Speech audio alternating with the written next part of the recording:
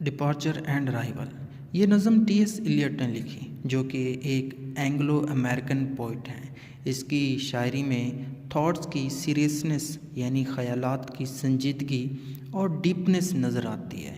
وہ 20th century کو ایک بہت عظیم راستے پر لے کر آنا چاہ رہے تھے اور دیکھ رہے تھے کہ یہ جو 20th سینچری ہے یہ ترقی کرے گی، پروگریس کرے گی، اور ان کے تھاٹ میں یہ جو 20ویں صدی تھی نا، یہ اس طرح سے اس کو عظیم بنایا جا سکتا ہے۔ کس طرح سے کہ اگر اس میں رہنے والے لوگ سخت ہارڈ ورک کریں گے، علم حاصل کریں گے، علم حاصل کرنے کی کوشش کریں گے، محنت کریں گے، آگے بڑھیں گے، تب جا کے یہ 20th سینچری ایک گریٹ سینچری بن سکتی ہے۔ اس نظم میں شاعر ہمیں بتاتا ہے، کیا بتاتا ہے کہ ہم لوگ علم کے سمندر کے ساحل پر کھڑے ہیں اور سمندر کے اندر اب ہم نے سوئم کرنا ہے، غوطہ لگانے کے لیے اب ہم نے جانا ہے، اور اب کھڑے ہیں، کہاں پہ کھڑے ہیں؟ ساحل پر۔ کیا کرنے کے لیے؟ سمندر کے اندر غوطہ لگانے کے لیے ہم بے چین ہیں۔ لیکن کیا ہو رہا ہے کہ اس علم کے سمندر میں غوطہ لگانے سے ہم ڈر رہے ہیں۔ کیوں ڈر رہے ہیں؟ کیونکہ ہمیں پتہ نہیں ہے کہ اس سمندر میں کتنی چٹانیں ہیں، کتنی ماؤنٹینز ہیں، کتنی پرابلمز ہیں، کتنی مشکلات آئیں گے جب ہم علم سیکھیں گے، جب ہم علم کے لیے دوڑیں گے، جب ہم کچھ کریں گے تو کتنی پرابلمز آ سکتی ہیں، ہمیں نہیں پتہ۔ ہم کھڑے ہیں ساحل کے کنارے، کتنی رکاوٹیں ہیں یہ بھی ہمیں نہیں پتہ، کتنی دیر بعد ہم نے سکسیس حاصل کرنی ہے یہ بھی نہیں پتہ، لیکن کچھ دیر کے بعد ہم پر اعتماد ہو کر اس سمندر میں غوطہ لگا ہی لیتے ہیں۔ اس علم کے سمندر میں ہم چھلانگ لگا دیتے ہیں، جمپ لگا دیتے ہیں اور اپنی منزل کی طرف جاری ہو جاتے ہیں، اپنی منزل کی طرف رواں دواں ہو جاتے ہیں۔ شاعر کا کیا خیال ہے؟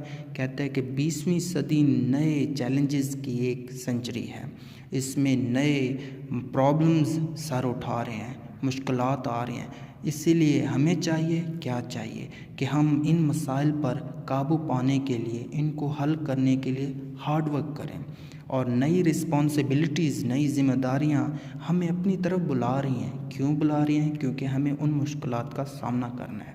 اور شاعر کہتا ہے کہ کسی کو معلوم نہیں کہ اس 20th سینچری میں کتنے بڑے لیڈر پیدا ہونے والے ہیں، کسی کو کیا پتہ کہ دکھ اور پرابلمز کو ختم کرنے کے لیے کتنے نئے طریقے ایجاد ہونے والے ہیں۔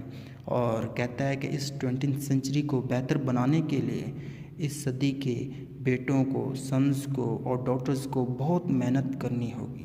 یہ پوئٹ ہمیں مزید بتاتا ہے کہ ان ڈاٹرز، ان سنز کو اتنی محنت کرنی ہوگی، اتنی سخت محنت کرنی ہوگی کہ انہیں علم کا نیا خزانہ حاصل کرنا ہوگا، انہیں علم کو اپنے اندر لے کر آنا ہوگا۔ ہمیں ان لوگوں کے ساتھ کھڑا ہونا چاہیے، شاعر ایسا کہتا ہے، جو نیک ہوں اور اچھے کام کرتے ہوں اور محنت کرتے ہوں اور ملک کا نام روشن کرتے ہوں۔ شاعر کا خیال ہے، کیا خیال ہے؟ کہ ہمیں مقصد حیات یعنی لائف کے ایمز، لائف کے جو ڈیسٹینیشنز ہیں نا، ان سے ہمیں نہیں پھرنا چاہیے، بلکہ ہم نے اپنی لائف کو دیکھ کر، اپنی ڈیسٹینیشنز، ایمز، پرپز کو دیکھ کر چلنا چاہیے۔ اور کہتا ہے کہ ایک ایسا وقت آئے گا جب ہم بوڑھے ہو جائیں گے، اس وقت ہم ان جگہوں پر جانا چاہیں گے جو ہماری محنت، قربانی اور سخت ہارڈ ورک کی سمبل ہوں گی، ایک علامت ہوں گی۔ ہم ان جگہوں کو دیکھ کر خوش ہوں گے۔ کیوں خوش ہوں گے؟ کیونکہ ایسی جگہوں کو ہم نے اپنی محنت، اپنی لگن، اپنے سیکریفائسز، اپنے اس شوق کو، اپنے اس ہارڈ ورک کو ان جگہوں پر، ان علاقوں پر، ان پلیسز پر لگایا تھا، جس کی وجہ سے یہ پلیسز آج بن گئے ہیں، جس کی وجہ سے یہ لوگ آج ترقی کر گئے ہیں۔ تو ان کو دیکھ کر ہم خوش ہوں گے، ہم فخر محسوس کریں گے، پراؤڈ فیل کریں گے کہ یہ ہماری وجہ سے ہو رہا ہے اور ہوتا رہے گا۔ اسی کے ساتھ یہ نظم ختم ہو جاتی ہے۔ امید کرتا ہوں آپ کو نظم پسند ہے تو لائک کیجیے گا، سبسکرائب کیجیے گا، دوستوں کے ساتھ لازمی شیئر کیجیے گا، اور پلے لسٹ میں آپ کو اس نظم کی اسٹینزا وائز ایکسپلینیشن بھی مل جائے گی۔ Thank you for watching this.